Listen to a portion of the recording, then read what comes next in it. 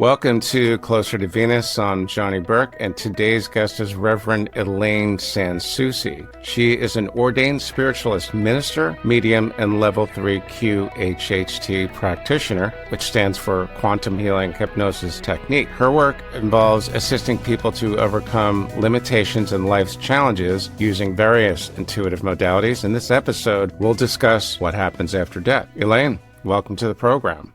Thank you. It's nice to be here. How did you find yourself on this path? Whew, that's a huge question. I was meant to be on this path since I was a kid. I had clear cognizance. One indication that you know things that you shouldn't know is being told you're a little Miss Know-It-All. I also was intuitive. I could judge a room. I knew what people's emotions were. I had it in me.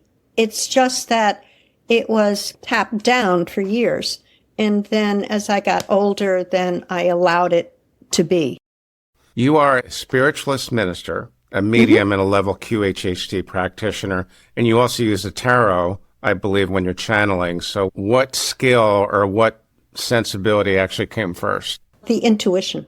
I don't see ghosts on the outside.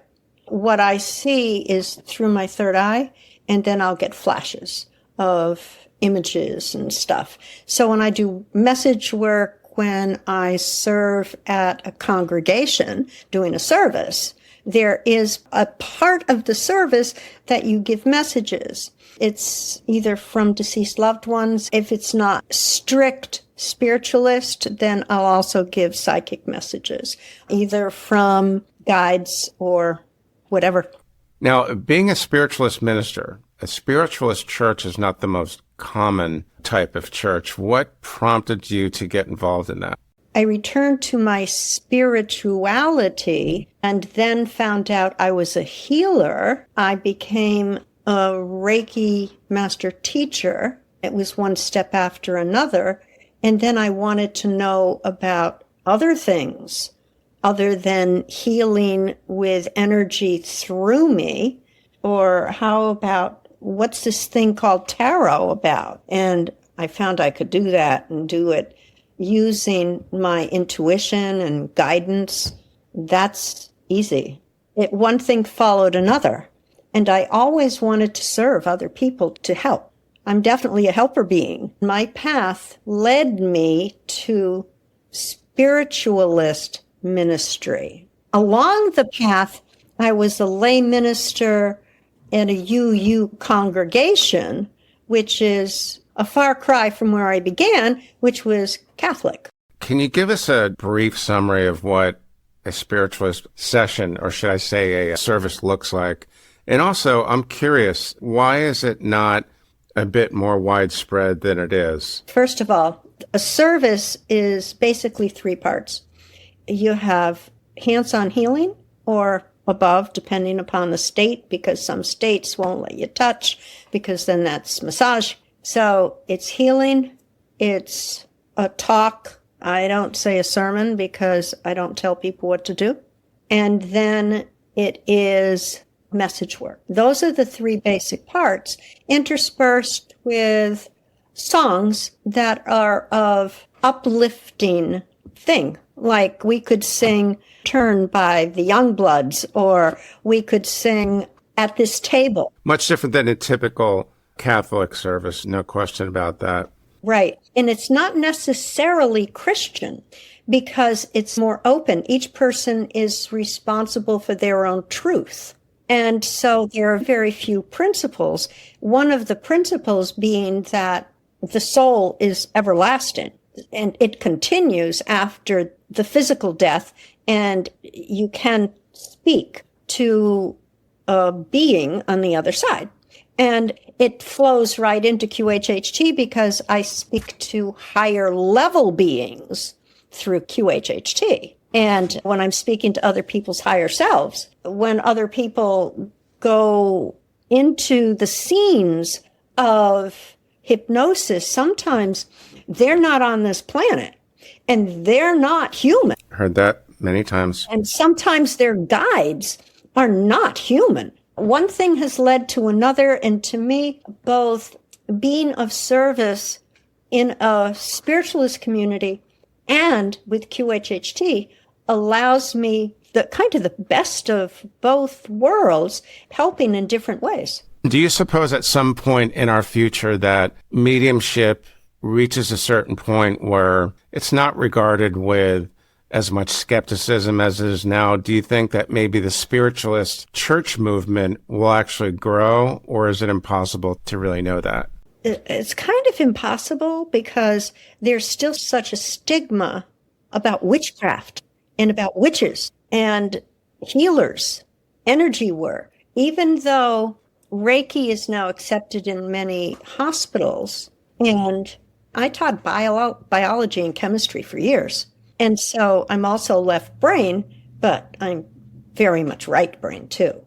There's still a huge taboo about what I do. So you had mentioned other beings, galactic beings, guides, star races, and so forth. What has been your experience with them?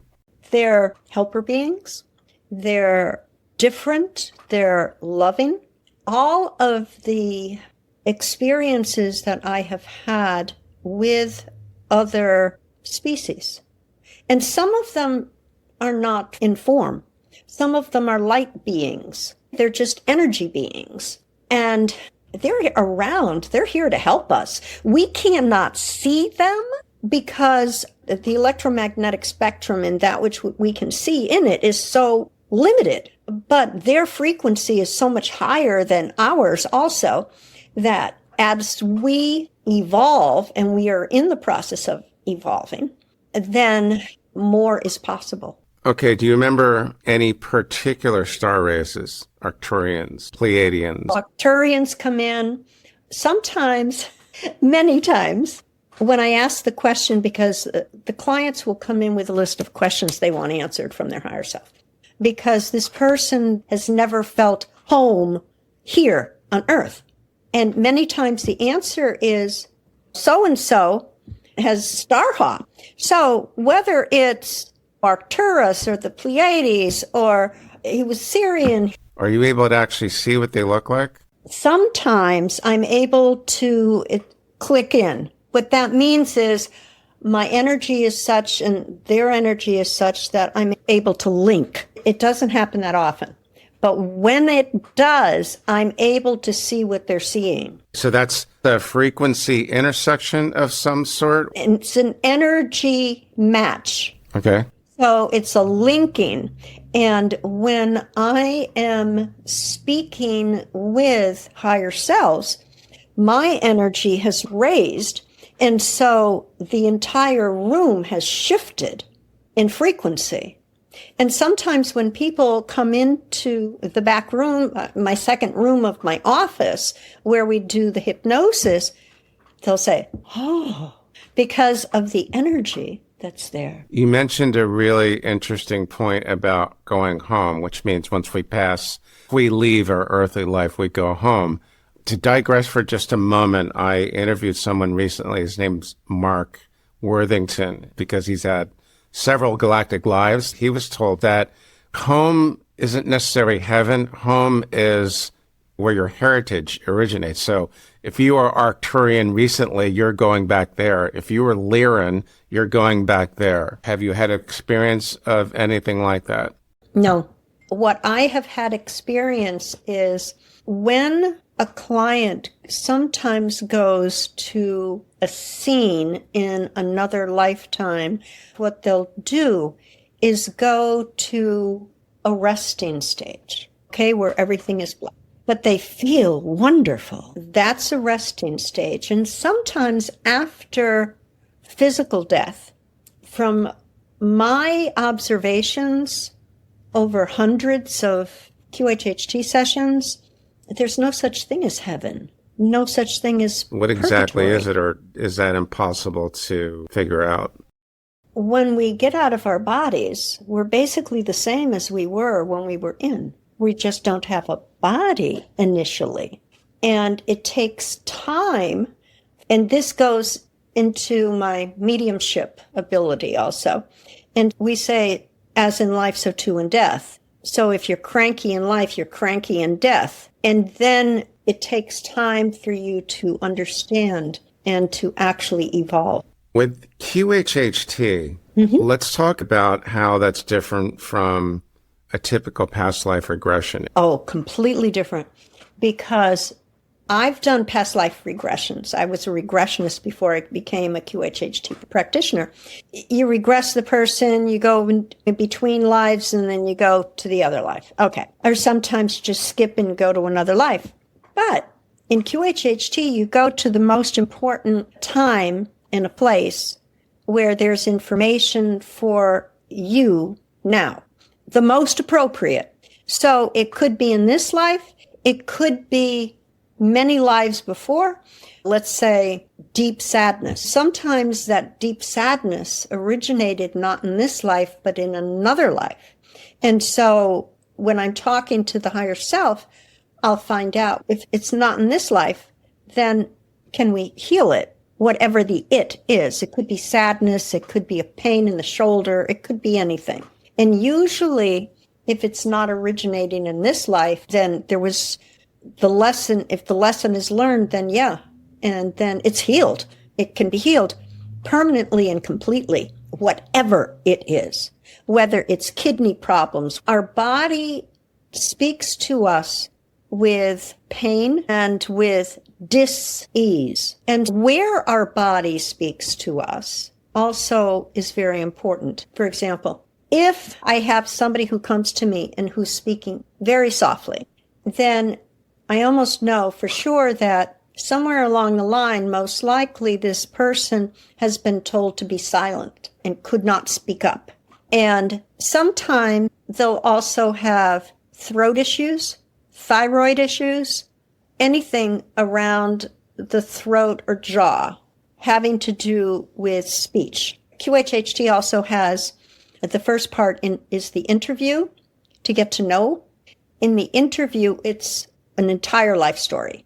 And generally in the life story, it comes out, if it's the mouth, that somehow they were told children should be seen and not heard, or really not allowed to speak their truth. And so speaking up for themselves is very challenging. You mentioned life between lives a moment ago. If there is no heaven, what happens in the afterlife? After we go, in between lives, after we've had a rest stage, after we've figured things out, and we have guides and we have a whole troop that are working with us all the time. And so we may decide with the help of our team that it's time to go back or go to, because we're not always on Earth. The little spark of soul fragment that's within me right now is only a spark, and part of me, the whole me, is elsewhere doing other things concurrently. So before we go back, we decide, what is it we want to learn? What is it we want to work on? The decision is made in consort with the guides, with the whole team. And then the nuclear family is chosen. All of the challenges basically are chosen for us to be able to experience that which we need to experience in order to learn that which the soul wishes to learn in this lifetime. It's almost like casting a movie. Oh, it is. It's exactly that way. And this is a play. Dolores Cannon would say it. And we are playing, a part in it. And everybody else is playing a part. And sometimes we come in kind of groups, soul groups. Sometimes not, but we do see some of the same souls over and over. And we have different roles to play with each other. So sometimes we're siblings, sometimes it's parent-child, sometimes it's lovers, sometimes whatever.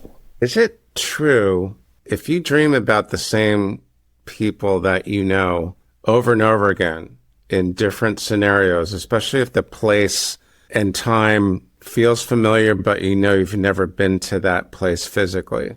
Is that a hint that you may have shared past lives with these people? Or you may be sharing a life with them now. Parallel life. A parallel life somewhere else. And sometimes people will go to a place that they've never been and they'll say, oh, take a right here because there's this place that I want to see. I've been told that in the afterlife, sometimes there's things for us to do. Oh, yeah. Learn, develop, and so on and so forth. So the word heaven is just a term, and they may be describing the same thing as you and I call the in-between space, where there's several different modes. There's a resting place, and there's development, and so on and so forth. Does that make sense?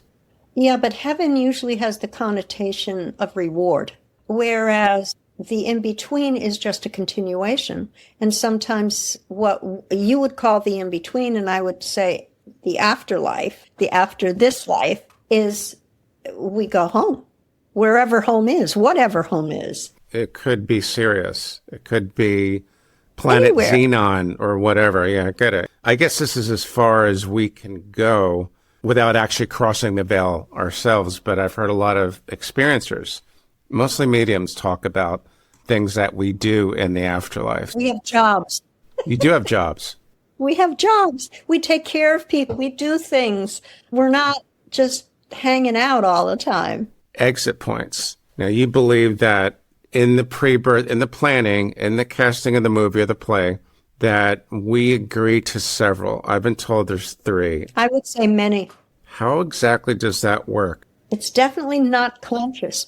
However, if you look back, if anyone looks back on your life, I bet you can think of a number of times that it could have been the end. And we agree to these, apparently, these points. Oh, there are many, many. And we have a plan, again, as I said. And sometimes we'll complete the plan and then we'll keep going. It all depends. You mentioned Dolores Cannon a few moments ago. She was famous for saying, you don't like the script? Rewrite it. Now, is that true? You can. You can. Okay. Yes. We can change. We think that we are patterned down one road. To a certain degree, we are. However, we have free will. You can go off script. And if we go off script, then we can either learn more or learn less. If we learn less, we may need to repeat again. For example, sometimes with, let's say, chemical dependency, either alcohol, drugs, some kind of dependency, some people may come in and this time I'm going to beat it. I want to make sure that I can be dependent upon drugs, but I want to lick it. And they may or may not. And so then they may choose to come back quickly and have that as one of their main things that they wish to learn, how to counteract or overcome dependency to become fully themselves. What are some of your favorite moments from your interactions, your sessions with your clients that really stand out? The Jesus ones, when Jesus comes in. I Oh mean, my. yes, exactly. And the first time I was just, whoa. And it was, the client was looking at, Jesus called him over, and he was, the client wasn't even in body. Okay, he was energy at that point. He had not yet fully reformed a body, but Jesus called him over, and Jesus was in the body, and he had him look into his eyes. And as he looked into his eyes, he was seeing infinity and infinite love. And this man was just overwhelmed with emotion and love. And afterwards, he told me that he couldn't see a back to his head. It just went out. That was incredible.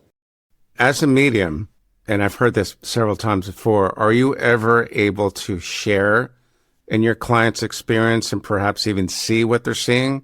I have, that's called linking in, yes. And I remember the first time I did message work in a congregation, and a medium asked me to join her, and I didn't think I could do anything. At first, I thought she wanted me to read a script or something. But I found I could link in, and then she would give the message to a person, and I would come in. It was like two people seeing a crash and giving different perspectives. And so she would give part of it, and then I would come in and give more, but differently than what she had said. But you're able to see it, though? Yes. Sometimes. Okay. Yes. That must be incredible. I wasn't seeing it on the outside. I was seeing it on the inside. So the frequency linked, and so we were in connection with each other. Okay. Going back to the visit from Christ, which I think is pretty incredible. To speak for the skeptics out there, and I'm sure there's plenty, how do we know, or how does he know that was actually Christ and not just his imagination? Or is it impossible to tell? It's kind of impossible to tell. It's more of a feeling, more of a reaction. It was whole body. It wasn't just the mind. It was the mind and the emotions, and everything said yes. Going back to your ministry days, because I'm not sure if you're active in that anymore, but... Yep, I am. Okay. There's the Christian world, and then we have the metaphysical world. In order to bridge the gap between them, have you ever gotten an inkling that there is a God particle in us, or is that neither here nor there? For a spiritualist, that would be a personal thing rather than a religious principle. I believe that each of us is divine. Which goes back to that theory that God is in all of us, because lots of people talk about God, but they don't really know what God is. Usually I call it God, infinite spirit, infinite intelligence, all that is, its source, that from which everything comes. It's not just a noun, but for me it's a verb. Christ consciousness is a way of thinking and being to me, and you don't have to be Christian to have it. Definitely not. Certainly the Buddhist monks who are walking the trek to Washington, they're holy. They're about as holy as you can get. I don't know if that answers your question. It does. It's interesting because many of the people that talked about Christ consciousness were not religious at all. Like the Spiritualist church, it's not an exclusive club. It's open to anyone. And it's not even usually called a church, because a church is Christian. A fellowship would be broader, or a temple would be broader, but a spiritualist, you could be in any walk of life. You could hold any way of belief, as long as you believe that life continues and that there's communication, there's an everlasting soul, and the golden rule. And basically, spiritualism, personal responsibility is a big deal. But if it's a big deal, that means there's no savior, per se. That means the buck stops here. We are responsible. What are some of the most important takeaways for the non-intuitives, the people that are not experiencers or mediums or seers or anything like that? Life is a play. A movie. A movie. This life, to me, is to learn.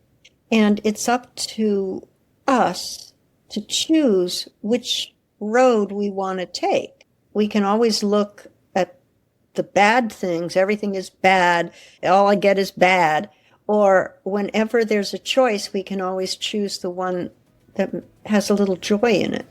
And I'll leave everyone with this. I believe Edgar Cayce said there are no victims. Elaine, thanks for joining us today. In the meantime, how can our listeners find you online? They can find me on my website, elainesansoucie.com. They can find me on Facebook, Elaine Soucie. Same thing is true with my YouTube channel and also Instagram. You've been listening to Closer to Venus on Johnny Burke. If you enjoyed today's episode, please consider subscribing. You can find more info on closertovenus.com. Thanks again for tuning in, and we'll see you next time.